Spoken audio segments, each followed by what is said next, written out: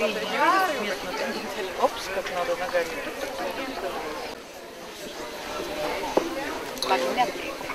Arba keramika.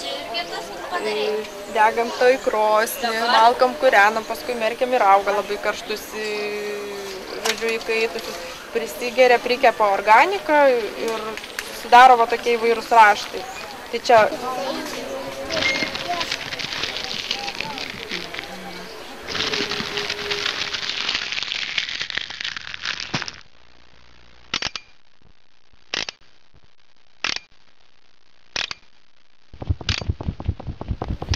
mes sužinojom, kaip sakė tavo gerkas irgi, tai kvapą.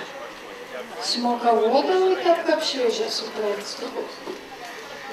Net nežinau, kaip pasakyti, dar ir apie ornamentavimą galim pamelavoti, kad kartais nueini kirtėm apie daug tų hektarų ir beržins, ir iš tovės beržin niek dideliai nepadarys. Kurios viskas ir prasideda.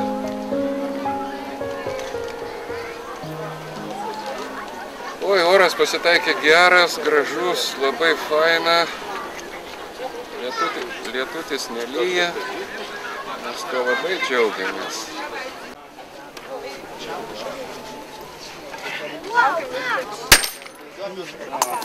Vienu turit, šventį.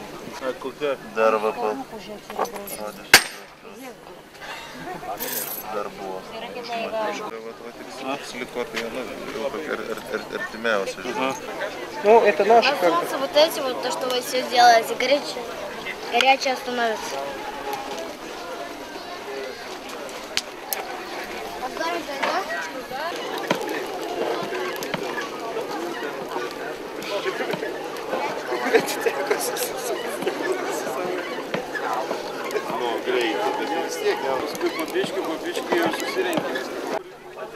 Ką jie čia simbolizuoja? Tai yra, pavyzdžiui, pagal radinį, va šitie, va, tai yra paukšteliai, gulbelės. Va originalas kaip atrodė. Ai, pagal senovę. Tai čia 12-13 amžius. Čia yra Akmenės, atrodo, rajonas. Turi būti parašyti. Akmenės rajonas, Pavilvytės Gudų kapinės. Bet paukštelius šitus, tai tokios ir kitokios ir Latvijoje, ir Lietuvoje populiarus buvo papuošalas ir randama tik išskirtinai moterų įkapėse. Vadinasi, tai buvo moterų kaip ir amuletas ar talismanas. Gerai. Pamainom, ką? Ne. Nu gal ne, ten tai auksas, šitai žalvaris.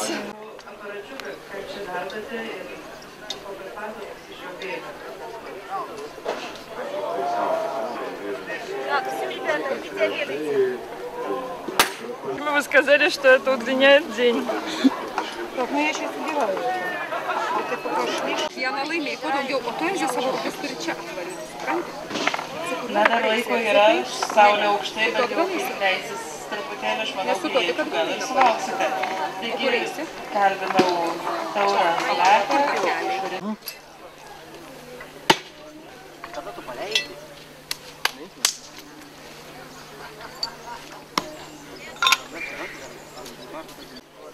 Nu. Grįšim visas lygas. Apie save galvokit, suglauskit keliu, kulnis, išskėskit kojų pirštus. Galvokit apie savo kūno kairę pusę. Taip. Kad būtų graži ir sveika. Galvokit apie savo kūno dešinę. Dabar visus metus būsit sveika ir laiminga. Ačiū.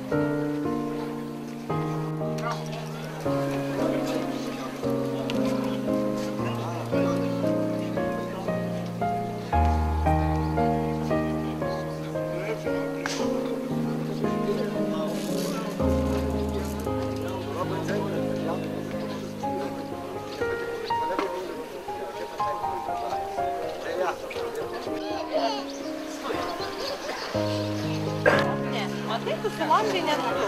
Kam tau jie reikėtų? Kokie Hitlerio ženklai uždėti? Iš Indijos turbūt to ženklus prasidėjo. Iš Indijos, taip. Išnyksta jau 8 su kuokomis, bet pabandėm ir iš tiesų tai yra pakankamai efektingas ginklas.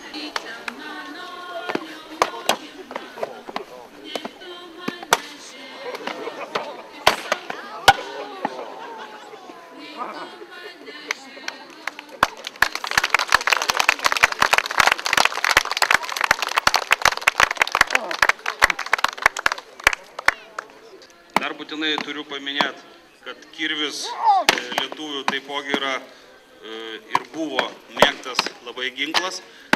Kariai, kiekvieno praktiškai kario kape yra jis randamas, sutinkamas ir, tarkim, susirenkant vyrams spręsti reikalus kaimo bendruomeniai, sueigoj, kirvis reiškia, kad vyras yra laisvas. Ir tik su kirviu įleisdavo į sueigą. Ir tas vyras, tik tas vyras, kuris turėjo kirvį, galėjo spręsti kaimo likimą. Tai, manau, visada yra verta. Abu vyrai ginkluoti visiškai skiriasi nuo mūsiškių. Taip vadinami šalmai, kibirai, top helmai.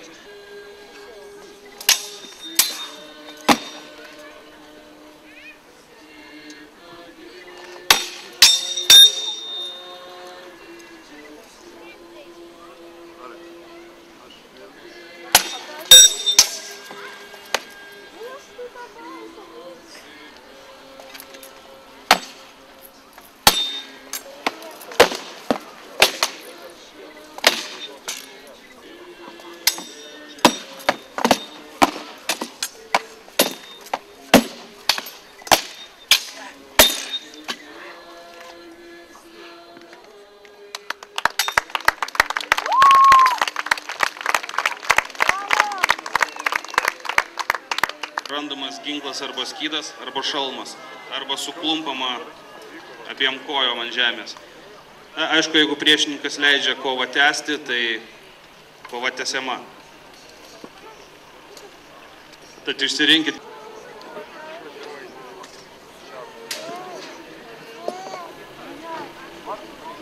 Valbantas! Baikis! Valbantas! Budrikis! Alvins! Gulbis! Сидь!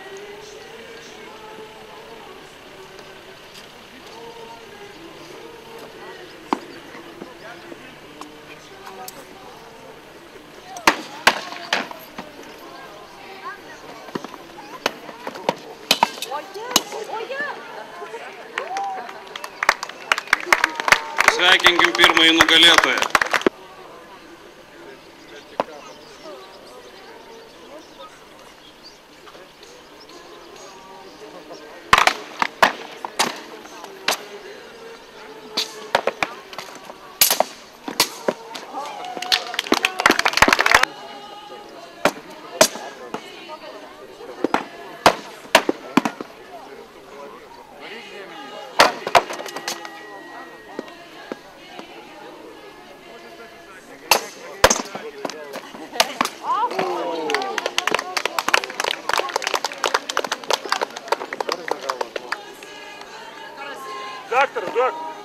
Greitąją pakviesime, jeigu galit greičiau ateikit.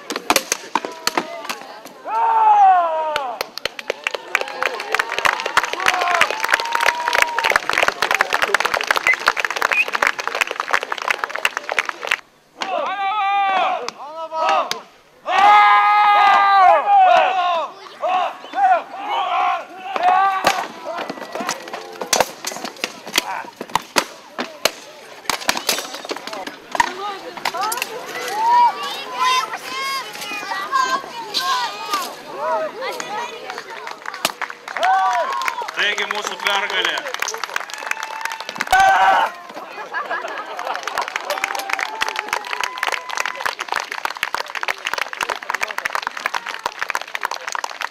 Irgi padėkokim mūsų draugams iš Šiaurinės šventyklos ordino, Tamplierių ordino, Hospitalierių ordino, be kurių tikrai negalėtume jums pilnaverčiai pristatyti mūsų Lietuvos istorijos.